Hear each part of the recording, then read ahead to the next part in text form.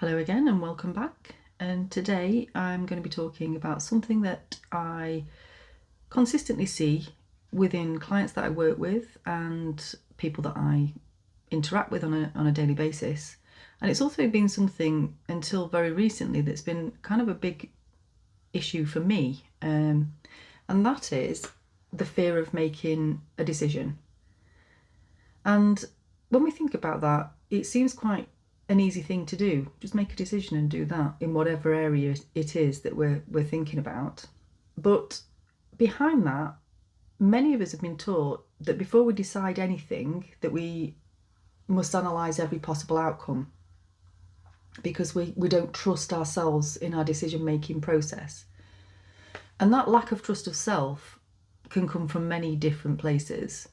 But we're kind of trained to, in a lot of us, and I know I was, is to, if we can prepare for disappointment, then, and we can think of the worst case scenario first, that we'll be safe and we can't be disappointed because we've kind of explored the worst case scenario, and we can imagine all the things that could possibly go wrong. And I know for me, it was always a kind of really deep and hidden belief that other people know better than me. And so I would always seek other people's opinions, other people's way of making a decision, and kind of want them to give me the decision rather than me making that decision myself, especially with larger things. But even with quite small things, I found it happening. And that overthinking, it doesn't bring any clarity at all. It just brings the energy of paralysis. And because the opposite of making a decision is procrastination, I used to think, well, I just procrastinate all the time. I just can't move forward.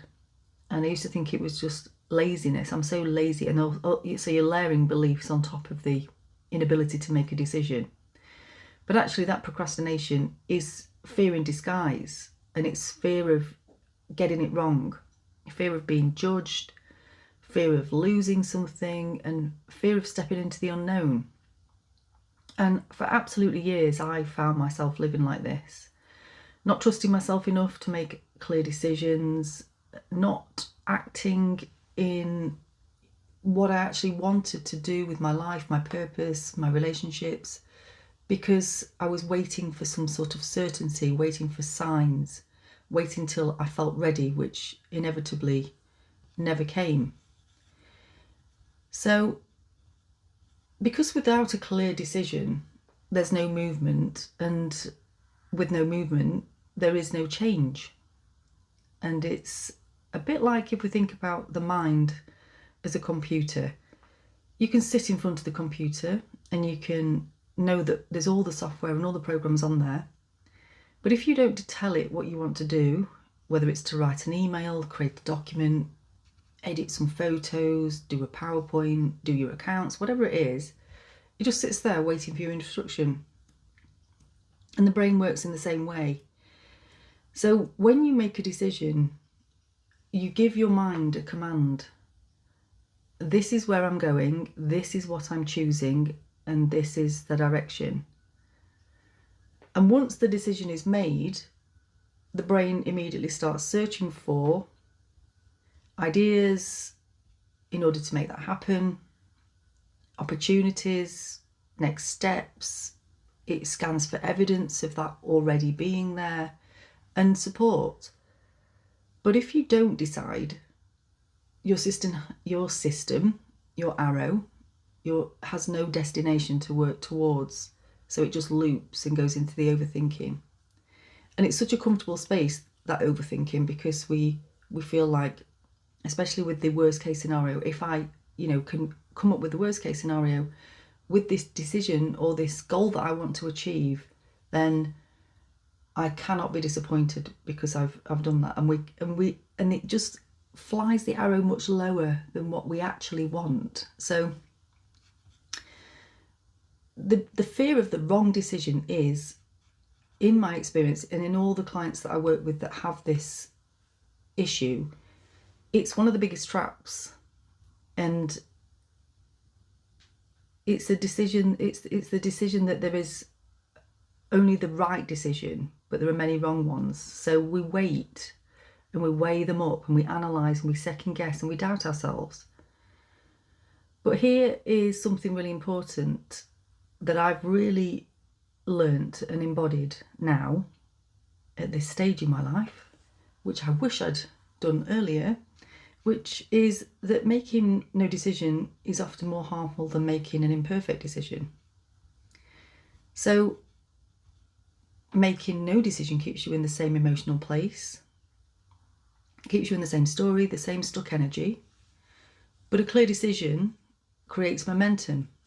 And then the momentum grows and builds, and this creates learning. And even if it isn't perfect, once you've made a decision a little bit further down the line, you can adjust that, but a decision needs to be made in the first place in order to get to that point. So further down the line, you can grow and adjust and refine, and you can then move, and life responds to that movement.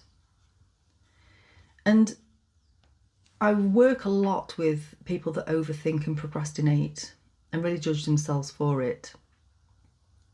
And it feels comforting because it's what we've always known, but it also gives us the illusion of control.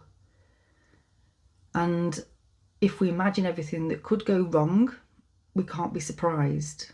And if I can prepare for disappointment, I won't get hurt, whether that be in relationships or in a creative project or your path, your role in life, your job, your career, whatever it is.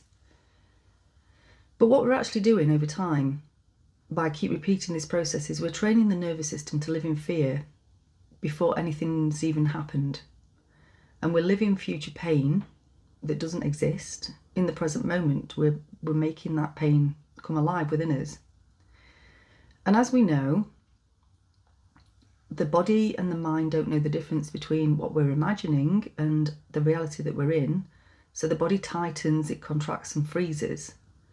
And I know myself, I found myself in this place many, many times, just feeling exhausted and having actually got nowhere, and then judging myself for not being productive in whatever way.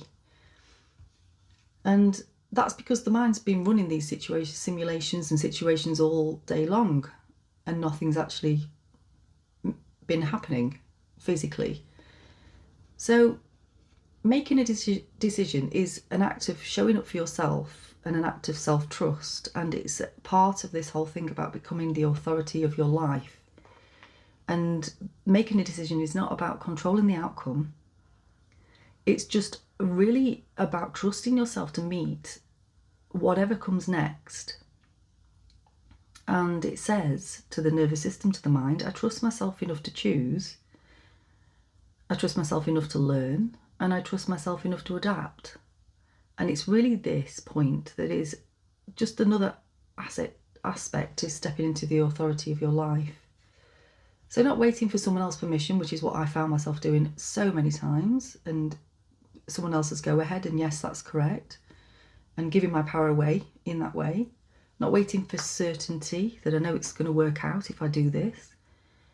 But just listening inwardly and saying, yeah, this feels aligned. It's enough to take the next step. And you'll know with a decision because your intuition responds to that like a pull forward towards it. But it's only that pull forward that happens, and then the mind kicks in with all of the negatives that stops us from taking that next step. So a simple practice to do with this that you could try is to just take a piece of paper and write the question, what is one decision that I've been avoiding? And then underneath it, after you've written what that is, what would I choose if I trusted myself? And it doesn't have to be a big thing. It might be just making a phone call, saying no to something that you don't really want to do, but because maybe there's people-pleasing behaviours in there, there's a fear of doing that and upsetting the other person, saying yes to something that you really do want to do, starting something, ending something and just taking one small step. And then just write the decision down clearly underneath that. So I choose, followed by whatever that is. And I want you to really notice what happens in the body when you do this exercise. Often, once we've made a decision, it just brings a sense of relief. There's a slight, subtle sense of relaxation. The energy shifts and the fog lifts. And we drop out of overthinking into a clear space. A bit like pulling off the motorway when it's really, really rammed and busy, and onto a country road where it's opened up. So we're in this time now that many of us have been asked to step into the authority of our life and become conscious creators of our experience, not living anymore by default, and start to live by choice. And when we start to do this more and more, we start to notice that life responds to direction, just like the computer responds to instruction. The mind responds to instruction. And then the nervous system responds to this new safety and starts to reorganize itself in this way. And this safety is built through trusting yourself again and again, just with the little things to start with. You don't need to make a perfect decision, but you need to live the decision you make. And that decision, just by making that one small decision, it communicates to your body, your nervous system, to the universe. I'm participating in my life. I'm not waiting anymore. I'm choosing. And from that place, everything begins to reorganize and rearrange and move.